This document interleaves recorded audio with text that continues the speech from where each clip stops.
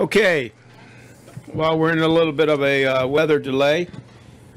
Carl Edwards is kind enough to come in and join us, and he drives the number 19 Xfinity Toyota for Joe Gibbs Racing, fresh off of his win at Bristol Motor Speedway last Sunday.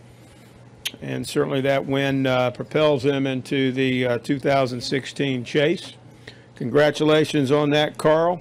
Thanks. Talk about the excitement of that win. I know that was a big one for you. And just talk about how you hope to build upon that momentum now that we're at Richmond.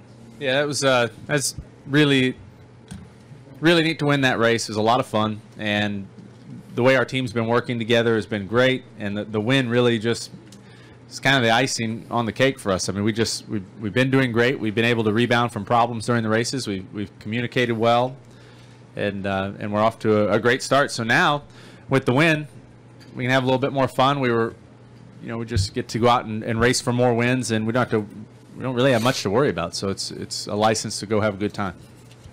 Questions now from our most recent race winner, Carl Edwards. If you have one, raise your hand. We'll go in the back row. Back there in the corner. Chip's got one, I believe. Carl, Chip RIR from 8 News here in Richmond. Could you talk about the Dash for Cash racing and Xfinity Series on Saturday and the change to day racing? Just Richmond International Raceway has been making a lot of changes to try and get fans in the stands here. I was just wondering what your thoughts were on both. So as far as in the Xfinity Series? And the day racing on Sunday. I think the day race is going to be really good. The weather forecast looks great. It's going to be sunny. The track already, just in this practice, changed a lot from the beginning to end. I mean, it got really slick. I think that's going to be good. I can tell you firsthand, as a fan, I think the Xfinity Series has been putting on great shows. Last week at Bristol, I went up to the spotter stand to stand with Jason Hedleski, and I thought, I'll watch a couple laps of this Xfinity race and then go back to the motorhome. I stayed up there till the checkered flag. I mean, it was so entertaining. I mean, to watch Kyle and Kyle battle, and then for Eric to come through at the end like that, as a fan, that's the first full race I've watched in person in a long time. It was very impressive. So I think fans can expect to see more of that this Saturday. Let's go with Sean back on the back row. Go ahead, Sean. Carl back here. Sean Robertson, CBS 6 here in town. We've talked so much about the switch from Saturday night race to a Sunday afternoon race, but you guys raced last year in the spring here on a Sunday afternoon. Can you use anything from that race in preparation for this weekend's race, since you've already done it at least once? Things change so quickly in the sport that I don't know that really a year ago applies too much. We got this new, better, lower downforce package.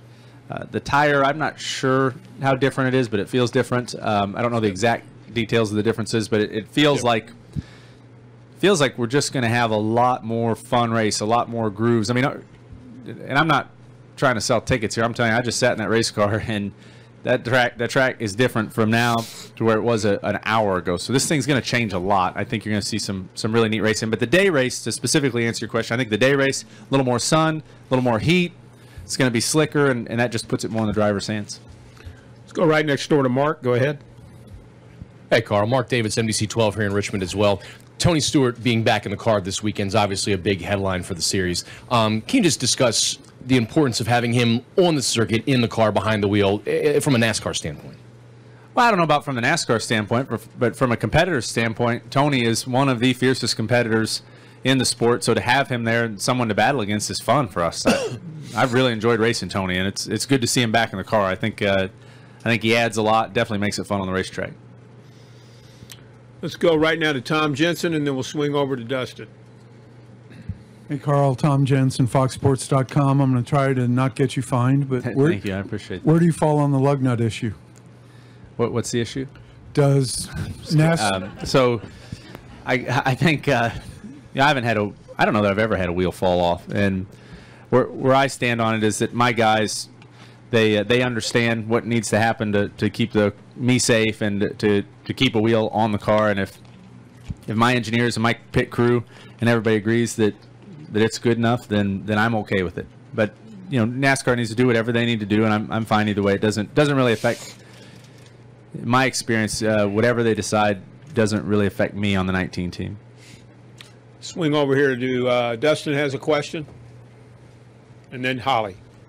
Dustin Long, NBC Sports. I have two questions for you. One, Carl, last night the Sprint Cup Drivers Council put out a statement. I don't know if you're aware of, just in support of Tony, just how they disagreed with the fine that NASCAR gave him this week. And I wanted to ask you, I know you're not a member of it, but was that kind of the role that you kind of envisioned, or the council in representing, you as a driver per se, and your feelings about that? And the second question I want to ask you about Talladega. Yeah, well, the first one, I wasn't even sure who got fined, so I didn't read the statement, so I can't answer it. I'm not dodging your question. I just don't know what was said. So, or I guess let me ask you this way: what do you feel is the role for the Drivers' Council in representing you as somebody who is not a member of that, but as a competitor? Well, the way I understand the RTA and the Drivers' Council and NASCAR is that all of us, all three parts, want to work together to provide the best racing on the racetrack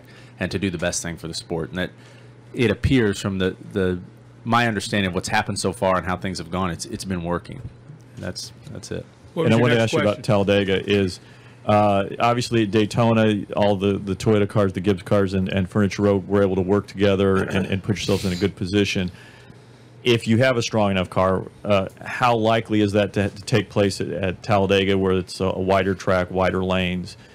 You still, if cars are able to get lined up and be that strong? Man, I haven't thought about that yet. We haven't sat down and worked on our strategy, but I can tell you this: that Toyota teams, really led by Denny, I mean, we worked well together. It was something like I've never been a part of. So I don't know if that same type of thing will work at Talladega, but it'd be hard not to try. We've got a really good group that understands what teamwork is.